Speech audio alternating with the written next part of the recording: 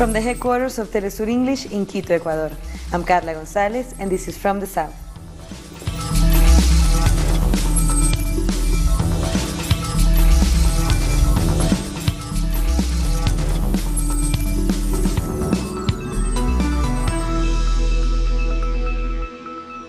Today marks the 70th anniversary of the creation of Israel. Palestinians commemorate it as Nakba Day, meaning a day of catastrophe. It was today in 1948 that 750,000 Palestinians were forcefully evicted from their homes. A 1947 United Nations resolution had called for the partitioning of Palestine between Arabs and Jews. At present, over 5 million Palestinian refugees are spread across Lebanon, Jordan, Syria, Gaza, and the West Bank.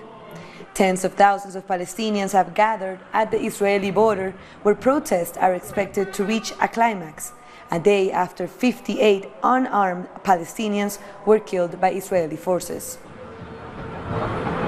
Monday marked the deadliest day for Palestinians, with the highest number of casualties during a protest since 2014. Leaders around the world have expressed concern over the killing of non-violent protesters. 58 of them were killed and 2,000 and more were severely wounded when Israeli forces used live ammunition, drones, and tear gas. Mass funerals are taking place across the territory for those killed.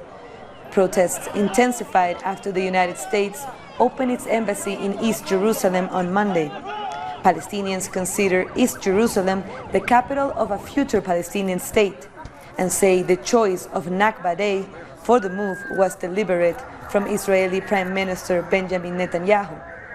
The protests have been going on since 2 months, when Palestinians launched the Great March of Return. Since then, more than 100 protesters have been killed at the Gaza border.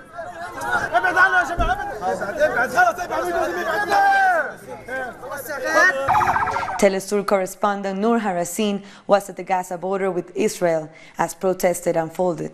So she sent us this report. The Palestinians on the borderline between Gaza and Israel are trying to cross the border fence, and in some area they succeeded and they managed to enter the Palestinian occupied lands, which is now called Israel. Many, when we were talking to the protesters, many have said that the borders of Israel are not internationally recognized, therefore they are not to be respected, and that the Palestinian people will keep on protesting day after day until they get their right of return. The numbers of death is going very, very high. However, the Palestinian people said that they will get their rights even if they got killed trying. Here in the Gaza Strip, the Palestinian people are making history and sending a clear message to the international community and to the whole world that they have reached a point where there is no coming back, and that they need a real solution for the Palestinian cause, and they need to get their rights as human beings. That was Noor Harasin from Gaza. The United Nations Human Rights Office has condemned the appalling deadly violence by Israeli security forces and said it was extremely worried about further bloodshed as Palestinians plan more protests to mark the Nakba. UN Human Rights High Commissioner Rupert Colville said Israel has the right to defend its border according to international law, but lethal force must only be used as a last resort, and was not justified by Palestinians approaching the Gaza fence. He has called for an independent investigation to look into Monday's events as war crimes. Again, we call for independent, transparent investigations into all cases of death and injury since the 30th of March. Since that date, 112 Palestinians, including 14 children, have lost their lives at the fence and thousands have been injured. And we're extremely worried about what may happen later today, which is obviously an emotional day on all sides, as well as in the weeks ahead. And we urge maximum restraint. Enough is enough. The Palestinian ambassador to the UN, Riyad Mansour, has called for an emergency meeting of the Security Council within the next 24 hours. He called the killings a war crime and said it was a tragic day for Palestinians. Mansour said he believes an inquiry by the Security Council is needed on the basis of human rights violations. He also confirmed that at least 8 children under the age of 16 were among those killed. On his part, Palestinian President Mahmoud Abbas said that with the opening of the new embassy, the United States erected an American outpost settlement in East Jerusalem. He also called what happened in Gaza a massacre. At first we had outpost settlements with the help of the United States, and now we have a United States outpost settlement in East Jerusalem.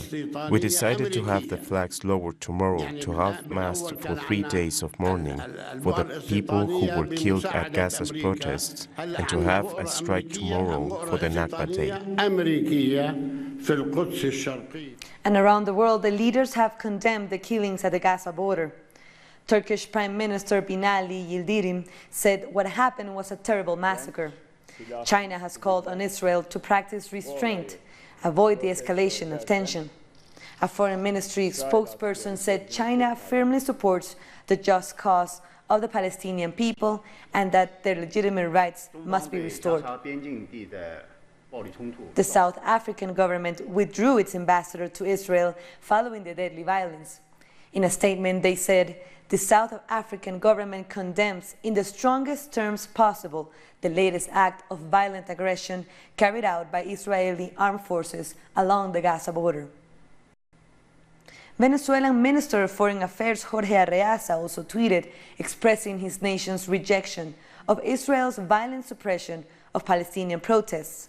Arreaza wrote, Venezuela expresses its forceful rejection of the violent acts against the Palestinian people as an Israeli reaction to the massive march in Gaza in protest at the arbitrary transfer of the American embassy to Israel to the city of Jerusalem.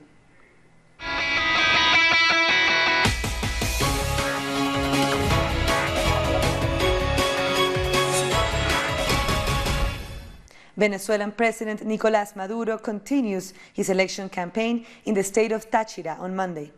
With less than a week until the presidential elections, Maduro called on all Venezuelans to exercise their right to vote and said that the country must find its strength in the inside, beginning at the grassroots of the communal councils and the local committees for supply and production.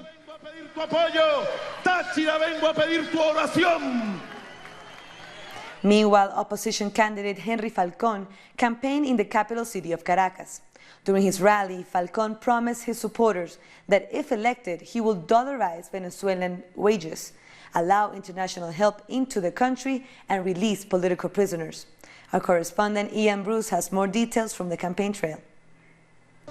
Henry Falcón, the main opposition candidate, has just ended his campaign here in Caracas. They've been moving on to other states for the final days of the election campaign. Now, the numbers here don't compare with the turnout for President Nicolás Maduro's events, but he does seem to be picking up support, particularly in some of these very poor neighborhoods, which wouldn't normally be the kind of places that would be supporting the Venezuela's opposition. He repeated some of his key themes. He wants to dollarize Venezuelans' wages. He wants to open up a humanitarian channel for aid to come in from other countries. And he says he wants to release political prisoners as his first moves. Now, the polls are showing, in spite of the relatively small turnout here, that Henry Falcón has been picking up points over the last few weeks. Those polls are not very reliable, but he does seem to be making ground on President Nicolás Maduro. If, and it's a big if, he were to join forces with a third-place candidate, Javier Bertucci, then they would be very close indeed and make this election a very close-run race indeed. That was our correspondent Ian Bruce from Caracas. The president of Venezuela's National Electoral Council, or CNE, Tibisay Lucena, provided an update on the elections. Lucena said that all audits have been carried out with the supervision of political parties participating in the presidential race. International delegations accompanying the elections will begin to arrive on Tuesday, with the official inauguration taking place on Thursday. The chief of the Strategic Operational Command of the Armed Forces, Remigio Ceballos, announced that more than 300,000 military forces will be deployed around Venezuela from Tuesday. The army personnel will oversee the security in every polling station of the country. The announcement came just after Ceballos met with the president of the CNE, members of the public ministry, and the political parties that are participating in the electoral race. Ceballos also said they will take legal actions against those who try to sabotage the election day or disturb the public order. Now moving to Argentina, where negotiations between Mauricio Macri's government and the International Monetary Fund, or IMF, are moving forward. IMF officials said the two sides are looking to quickly reach an agreement. Argentina has requested a loan of $30 billion from the IMF. This type of loan offers large amounts of fast cash, but the recipient country usually has to make economic reforms in exchange for the money. Meanwhile, Argentinian workers' unions are demonstrating against the increase of public services rates and the agreement that the government wants to sign with the IMF.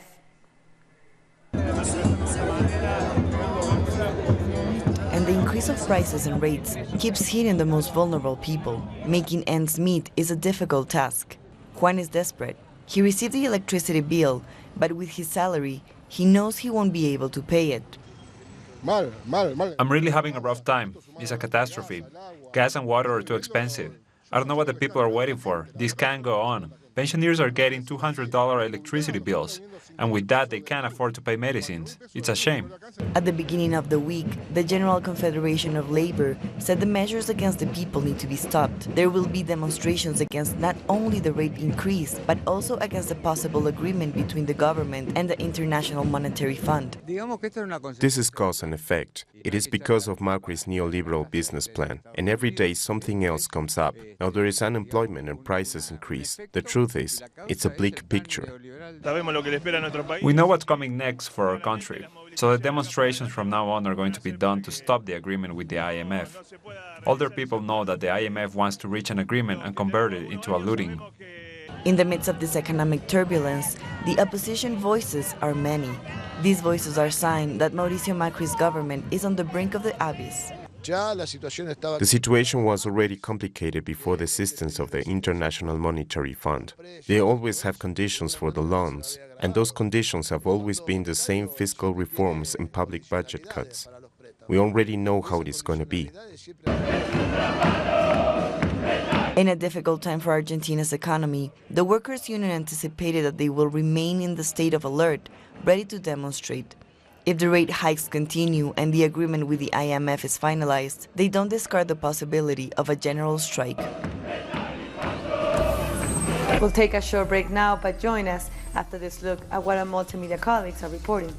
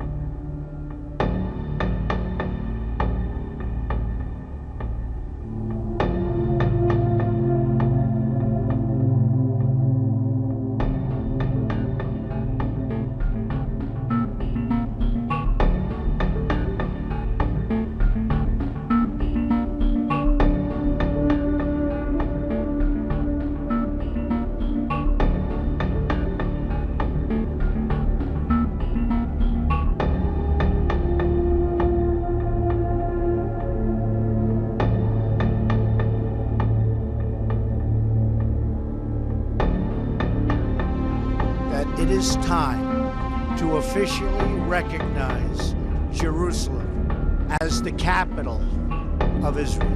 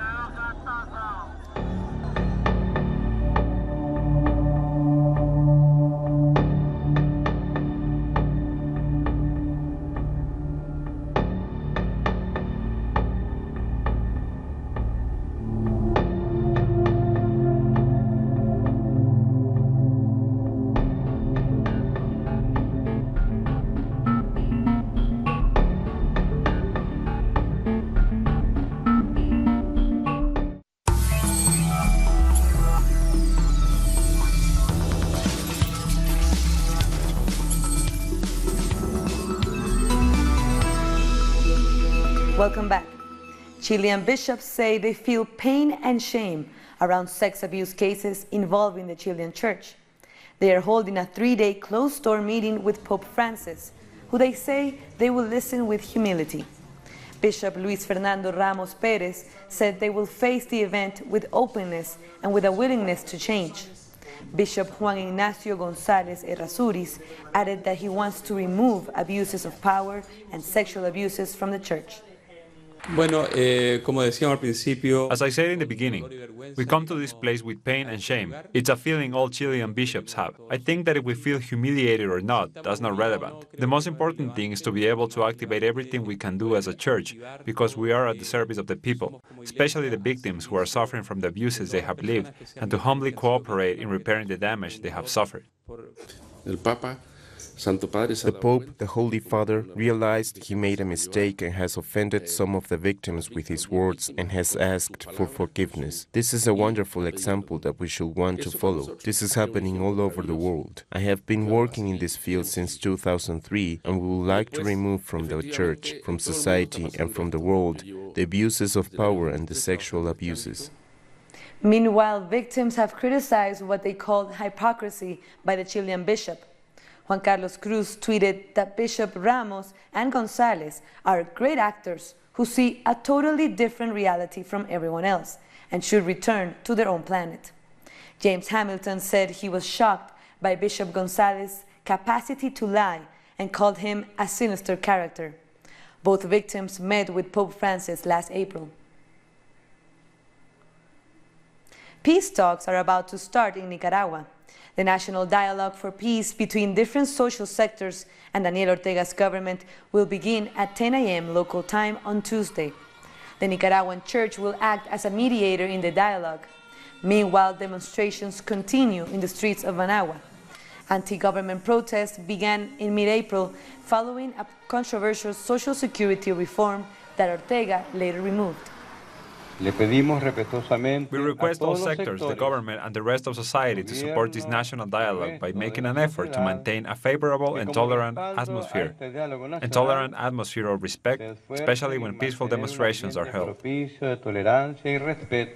The Caribbean Court of Justice has ruled that a resident born outside of Barbados can vote in the general election. The court decided that Professor Eddie Ventose, who was born in St. Lucia and now lives in Barbados, will be added to the list of voters. The decision was made during a live link-up between Barbados and Trinidad. Ventose challenged a decision by officials not to place his name among those eligible to vote in the upcoming May 24 election. The final electoral list is due out on Friday. The media outlet Barbados Today reports that there are over 500 irregularities in the Barbadian electoral list. Most of the irregularities are in 4 constituencies in the St. Michael's area. These are key seats, 2 of which are currently held by Prime Minister Furendel Stewart and the leader of the opposition, Mia Mottley. The irregularities involve voters named in multiple constituencies. The Electoral and Boundaries Commission has responded by defending the integrity of the system. We'll take one last short break, but join us after this video from our multimedia team.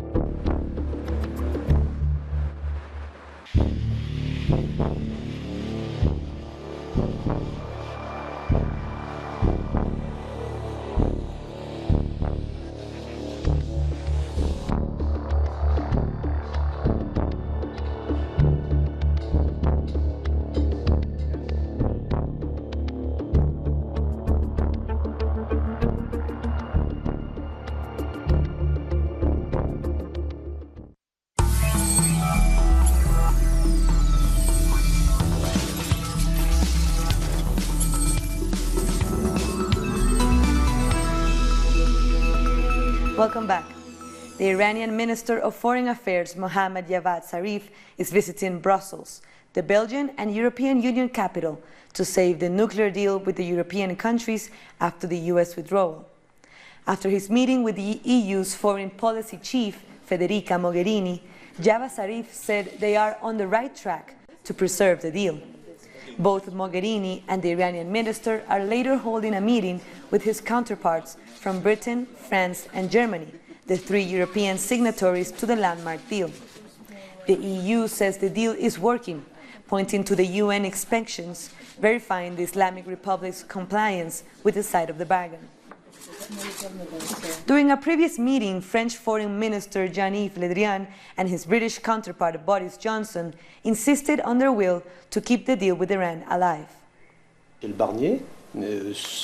Our position is one of determination and unity, and a willingness to keep alive this agreement, which required 12 years of negotiation, which is an agreement which our states have put their signatures to, and which is an agreement which allows us to avoid a spiral of proliferation. Philippines lawyers are protesting against the ousting of a top judge. Here's more on that and other stories making headlines around the world.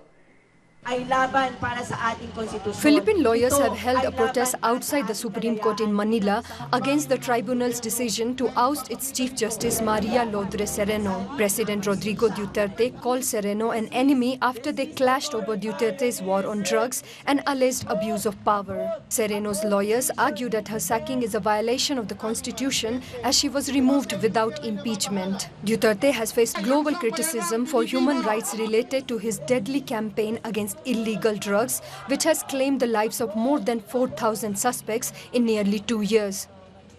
Around 100 female journalists in Japan are teaming up to fight sexual harassment in the media. They want to expose harassment and abuse which they say is prevalent in their field. Japan's economy is one of the strongest in the world, but it ranks 114th in the Global Gender Gap Report issued by the World Economic Forum. It scored poorly on women's participation in the economy and political involvement. Women journalists in Japan are not able to raise their voices, even when they face sexual violence or harassment. We are told we should let it pass. If we are good journalists, we have been forced to stay quiet.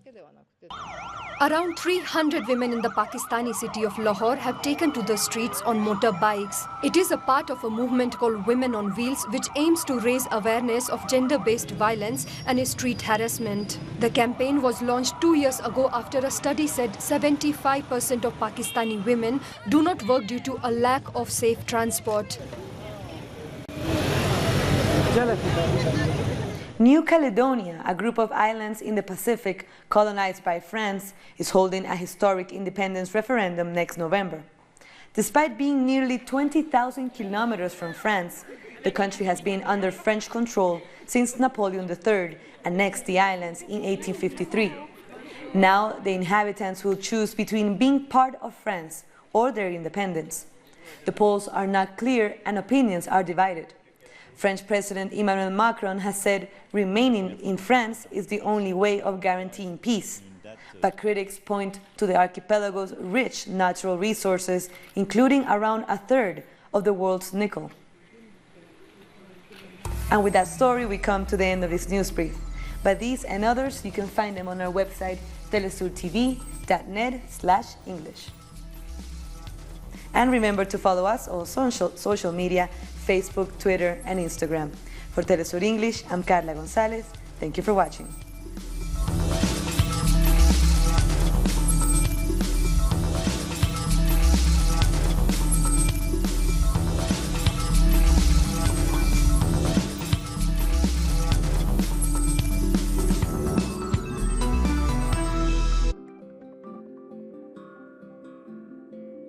In South America,